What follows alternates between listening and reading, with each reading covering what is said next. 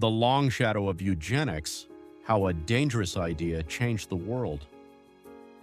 There is an idea one of the darkest the modern world has ever embraced, an idea that promised a better future, but delivered some of the greatest horrors in human history, an idea called eugenics. It claimed that society could be perfected, that the best people should multiply, and the unfit should disappear. It sounded scientific. It sounded moral. It sounded modern. But behind the clean language of better genetics lay a belief more dangerous than a weapon, that some people are worth more than others. This belief would reshape nations, influence churches, and lead, ultimately, to one of humanity's darkest chapters. This is the long shadow of eugenics. Part 1. The birth of a scientific dream. Eugenics begins with one man, Francis Galton, cousin of Charles Darwin. Galton believed humanity could be improved the same way farmers bred better livestock, encouraged superior people to have more children, discourage the inferior, or prevent them from having children at all. He imagined a future filled with a galaxy of genius, but his dream ignored a simple truth. Human beings are not cattle, and human worth cannot be ranked. Still, in the late 1800s, Galton's idea spread like wildfire. Universities embraced it. Politicians praised it. Wealthy philanthropists funded it. Eugenics offered simple answers to complex problems. Poverty, bad genes.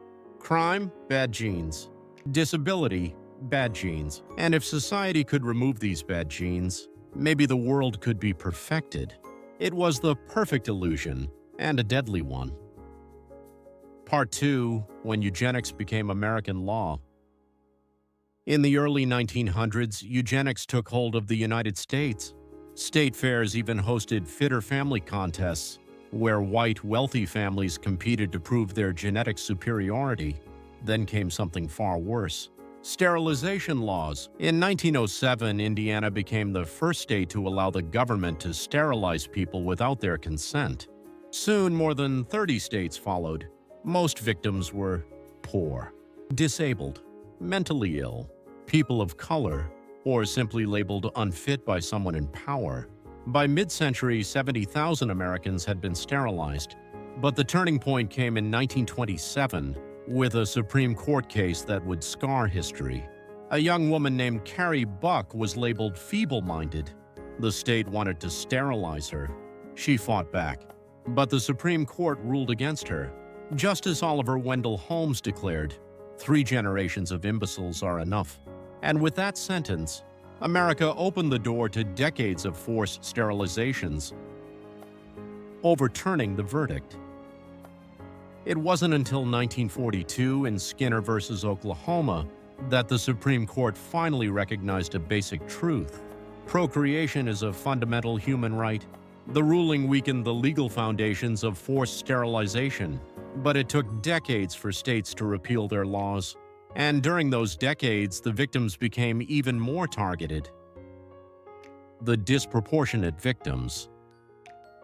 In North Carolina, 40% of sterilization victims were black, even though black residents made up only 25% of the population.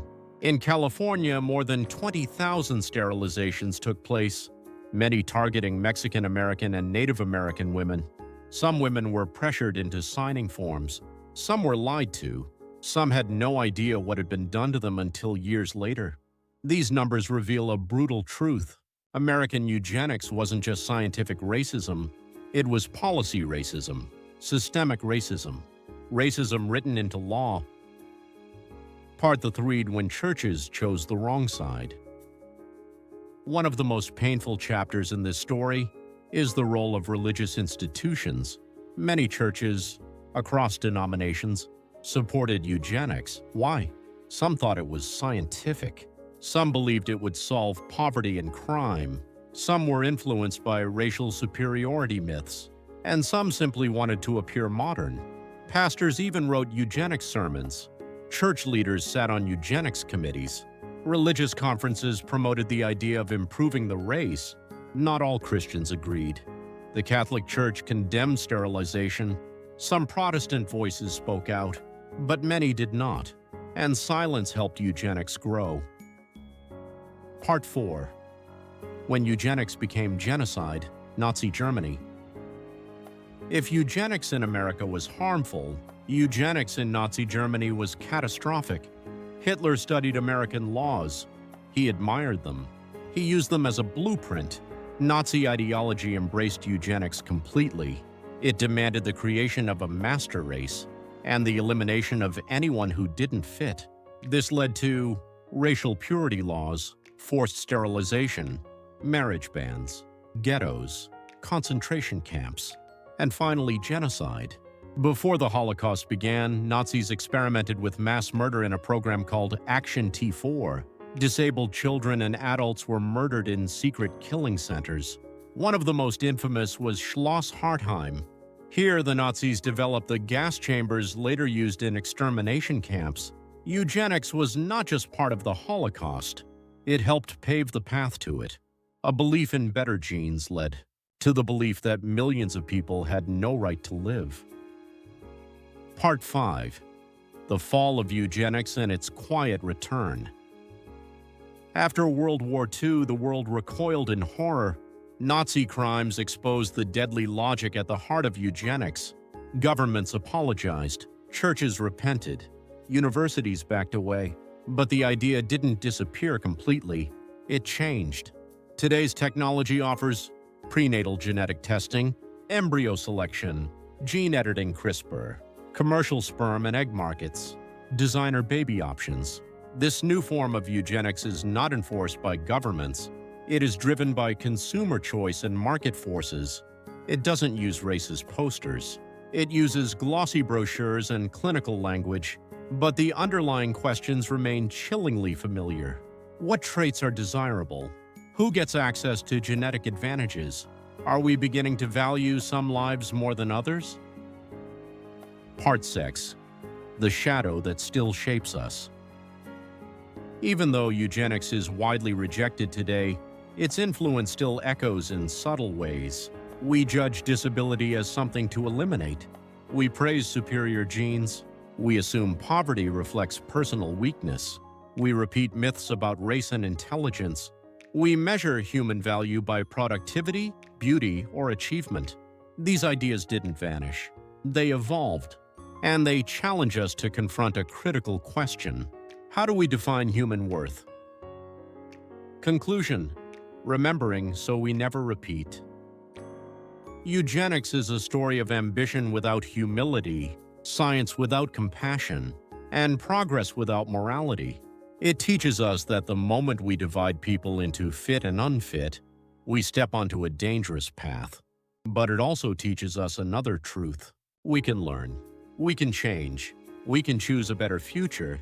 A future where every human life, every race, every ability, every background is recognized as equally precious.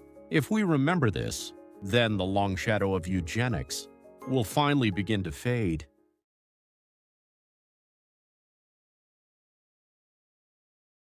It's time to study new words in context. 1. Philanthropist. Definition: a person who gives money or help to others, especially to help people in need. Example: the philanthropist gave money to build a school for poor children. 2. Feeble-minded. Definition: an old word used in the past for people who were thought to have low mental ability. This word is now considered offensive.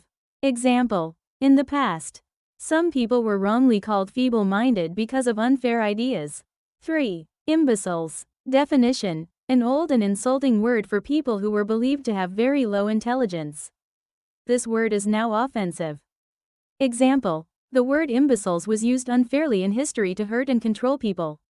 4. Sterilization. Definition: a medical action that makes a person unable to have children. Example: some people were forced to go through sterilization without their permission. 5. Procreation. Definition: the act of having children. Example: the court said that procreation is a basic human right. 6. Repeal. Definition: to officially end or cancel a law.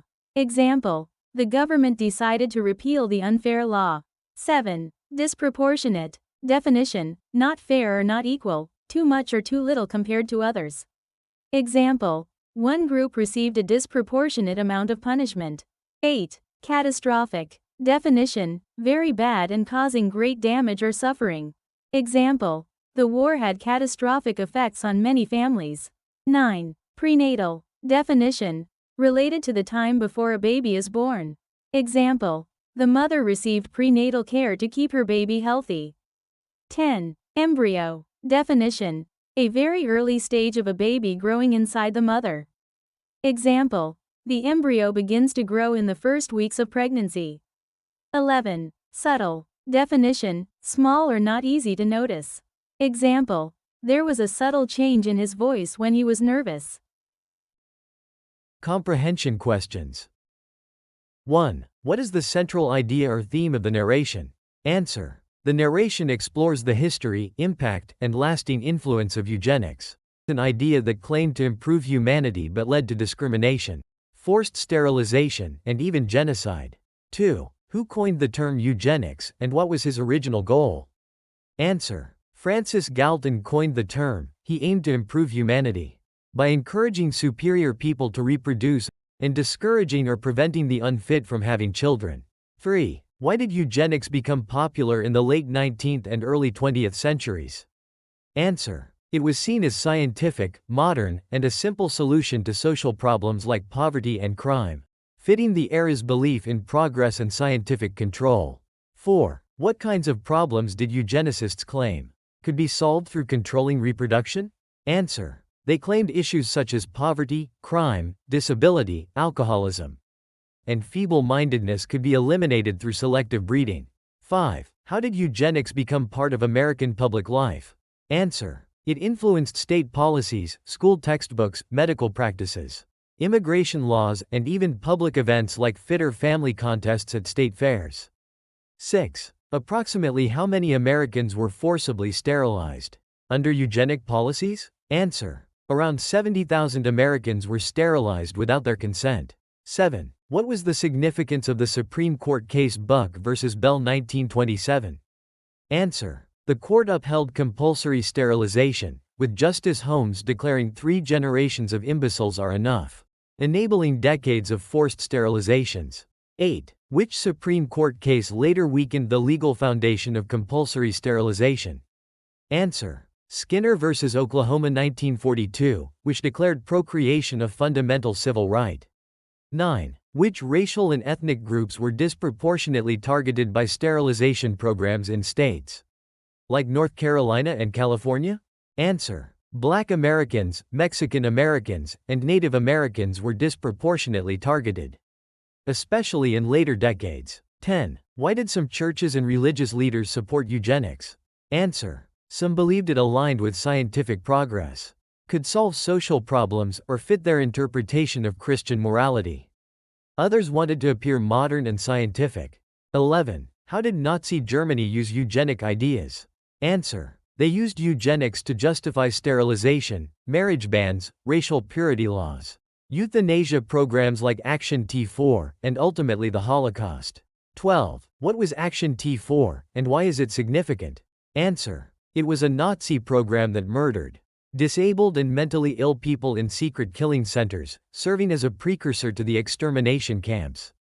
13. What is meant by the term new eugenics in today's context? Answer. It refers to modern genetic technologies like gene editing, embryo selection, and genetic testing that may encourage selecting desirable traits, often driven by personal choice and market forces. 14. According to the script, how does eugenics still affect society today? Answer. It influences how society views disability, intelligence, genetics, poverty, and human worth, often in subtle biases or assumptions. 15. What final moral lesson does the narration emphasize about human worth? Answer. That every human life is equally valuable, and dividing people into fit and unfit leads to dangerous and tragic consequences.